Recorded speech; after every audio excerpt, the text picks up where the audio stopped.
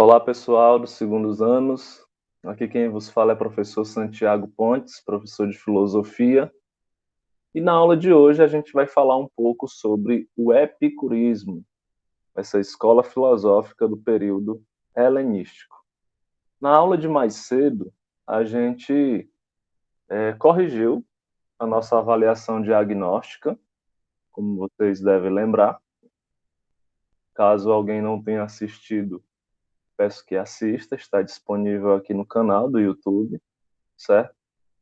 E nessa avaliação que a gente fez, nós respondemos basicamente questões interpretativas a respeito de uma carta escrita pelo filósofo Epicuro, certo? Que se chama Carta a Meneceu. Meneceu era um amigo de Epicuro, e aí ele escreveu essa carta direcionada a um amigo, né? E no interior dessa carta existem conselhos acerca da felicidade. E, na realidade, se a gente parar bem para observar, está ali reunidos nos parágrafos todos os ensinamentos dos filósofos epicuristas. Então, se você fez uma boa prova, com certeza você já absorveu muito daquilo que o Epicuro ele queria passar com a sua filosofia. Se você não fez, mais um motivo ainda para se dedicar e prestar atenção nessa aula. Estou gravando essa aula justamente para que vocês tenham a oportunidade de assistir repetidas vezes, quantas vezes forem necessárias, e também, como já falei no vídeo anterior, por questões de internet. Agora à tarde a minha internet já está mais ou menos, mas de vez em quando existe essa queda, essa quebra, essa oscilação, e aí eu não quero prejudicar ninguém.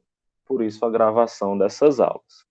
Então, pessoal, a filosofia helenística foi aquela filosofia produzida após a morte de Sócrates. Nós temos a pré-socrática, que foi aquela produzida antes, a clássica, que foi aquela produzida durante a vida de Sócrates, e a pós-socrática ou helenística, aquela que foi produzida após a morte de Sócrates.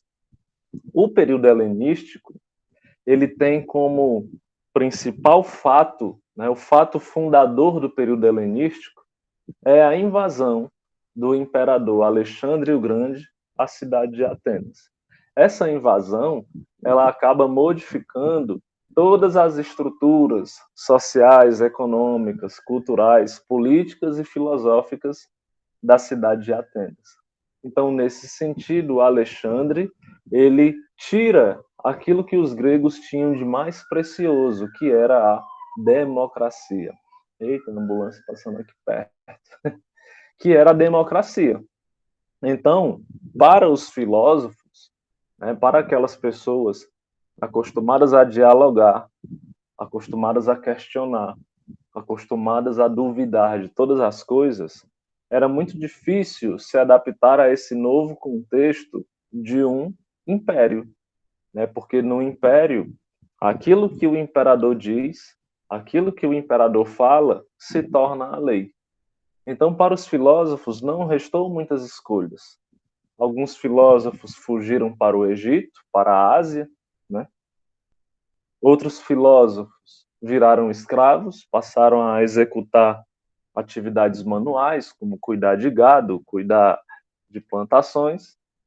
E os filósofos que decidiram ficar, eles ficaram, mas a maioria deles ficou ali nos arredores de Atenas, no que a gente pode chamar de zona rural de Atenas, ok?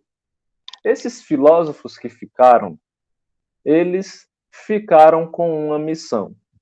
A missão deles era resgatar a identidade e o valor da filosofia, certo?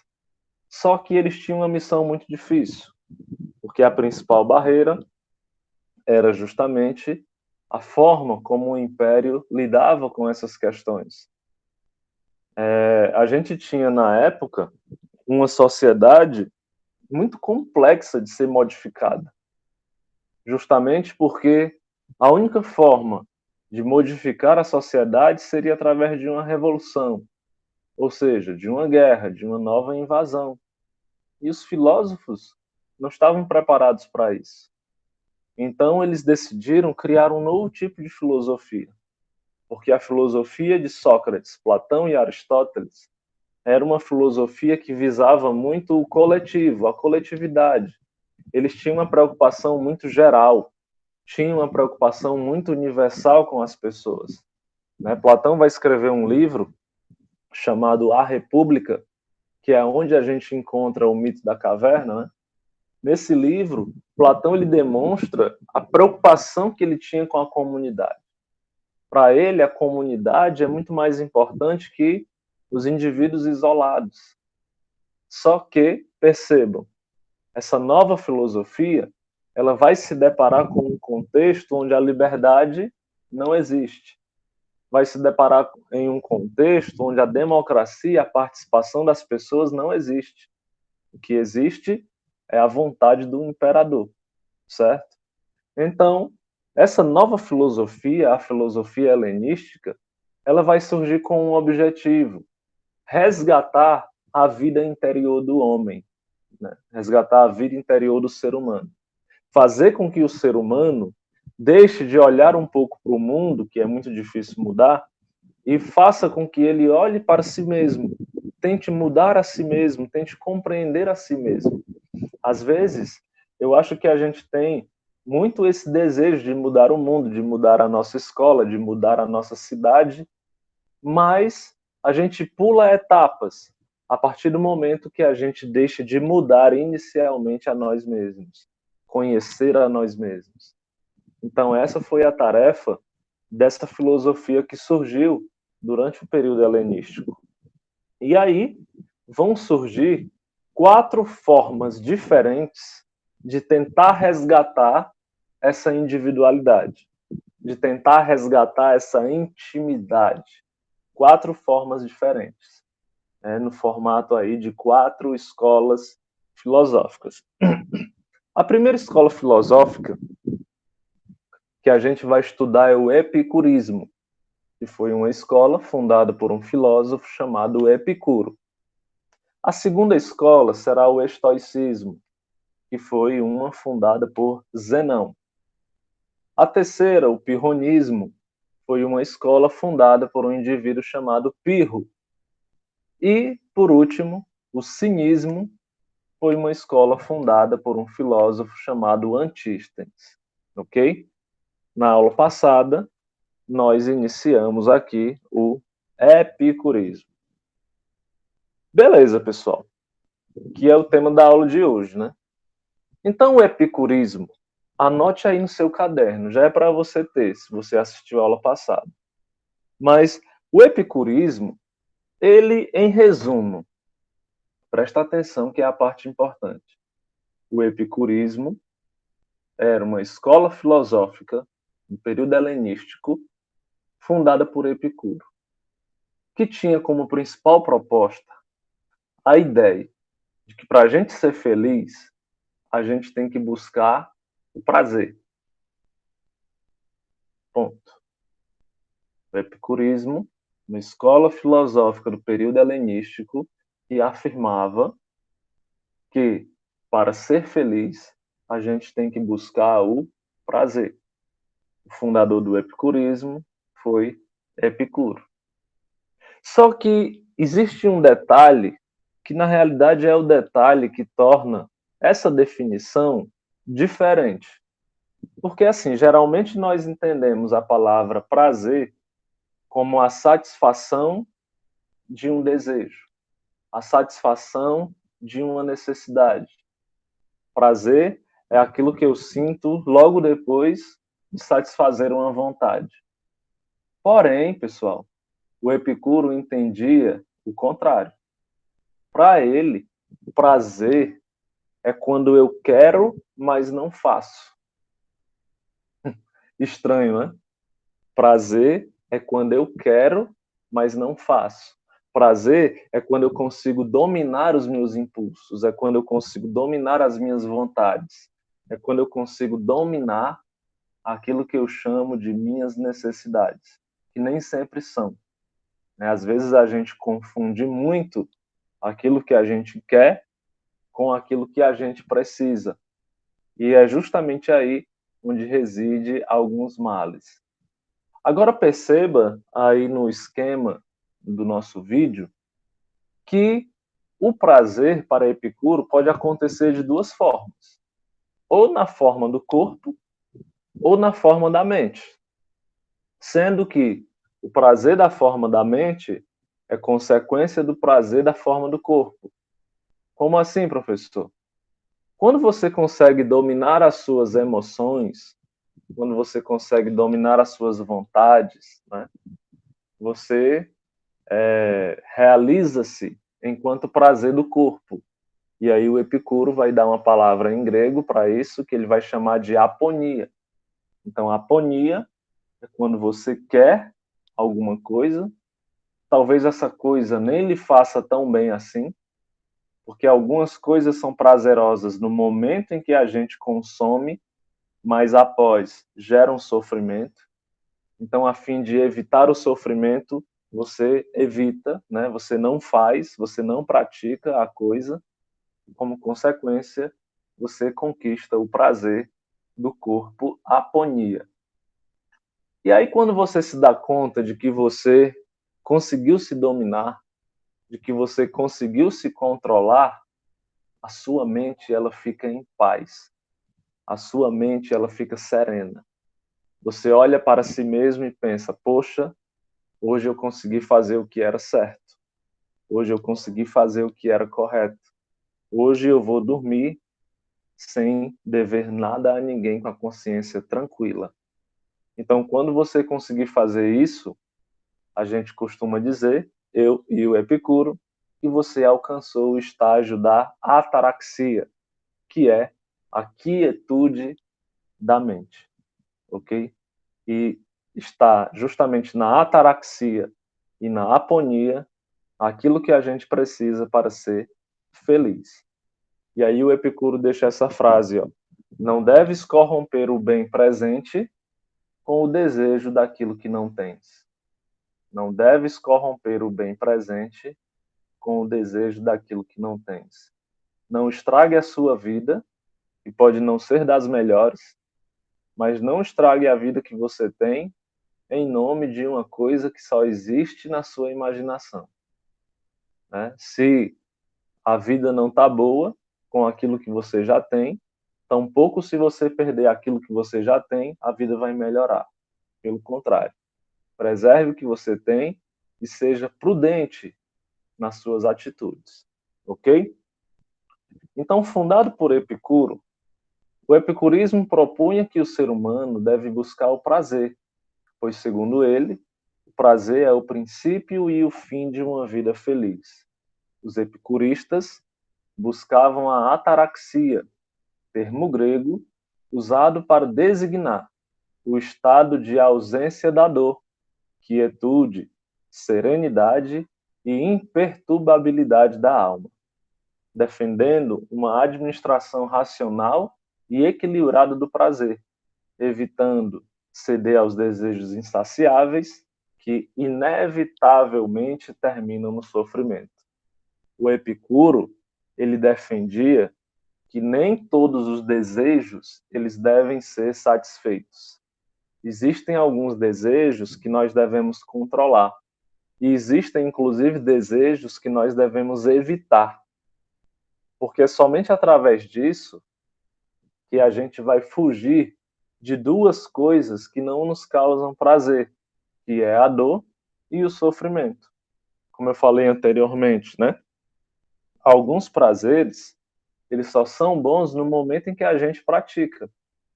Porque depois eles geram dor e sofrimento. Por exemplo, né? Muita gente pode considerar comer algo muito prazeroso, mas se você come muita coisa em excesso, por exemplo, doce, aquilo vai ser bom somente no momento que você está consumindo, porque depois vai te trazer várias doenças, diabetes, colesterol, obesidade, né? Então é muito necessário que a gente seja prudente. E aí, para tentar nos ajudar um pouco mais nessa dura tarefa de saber o que a gente deve ou não fazer, o Epicuro ele criou uma classificação, né? Uma classificação dos desejos. Peço que você anote aí no seu caderno. Hierarquia dos desejos. Os tipos de desejo segundo Epicuro, ok? Vocês vão perceber que o Epicuro ele vai dividir os desejos em 3 tipos. A gente vai ter os desejos ou prazeres naturais e necessários. A gente vai ter os desejos ou prazeres naturais e não necessários ou desnecessários. E a gente vai ter os desejos não naturais e não necessários. Vamos começar aqui do primeiro, ok? Desejos naturais e necessários. Os desejos naturais e necessários, pessoal, são aqueles que garantem a nossa sobrevivência. São aqueles que, se a gente não satisfazer, a gente morre. Mas eles geram em nós certo tipo de prazer. Por exemplo, beber água, dormir, fazer as necessidades fisiológicas, número 1 e número 2, comer, certo? Fazer xixi, né? Tudo isso pertence à nossa natureza. São coisas que a gente já nasce precisando fazer.